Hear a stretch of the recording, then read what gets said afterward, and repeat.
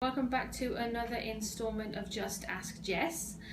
So the question for this week was, my company's going through a lot of change. How do I best ready and or support my team to deal with those changes? And it's actually a topic that I presented on last week at the Board of Trade in Newfoundland, so quite timely. There's three things that I would suggest paying attention to in order to best support your team. The first is around sowing seeds with people. So part of what we talk about with change readiness is anticipating change, because the more you anticipate change, the less of a shock it is for people and the more quickly they can get to grips with change. So make sure that you share as much information with people as possible. You talk about possibilities, you talk about scenarios, you really get them thinking about what change might be coming and what that might mean for them. So that's the first thing. The second thing would be actually talking to your team about change and the transition that people go through when change occurs, and making a comfortable environment in which people can raise their concerns constructively.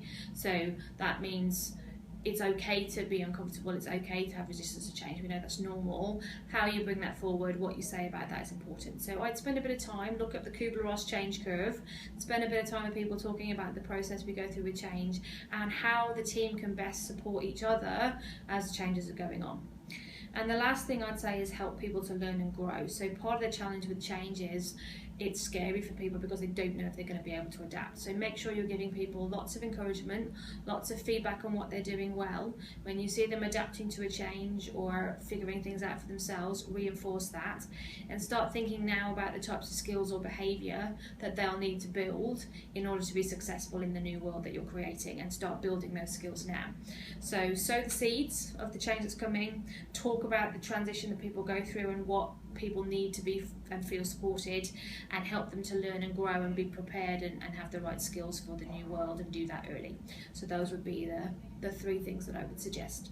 The biggest thing that any leader can do is just make sure that they're always listening, noticing, paying attention, and make a safe place for all kinds of conversations that people need to have with you. If you have a question for Just Ask Jess, feel free to send it through to us. You can send it to @e3consult, email us at contact@e3.ca, or tweet us. Thanks very much.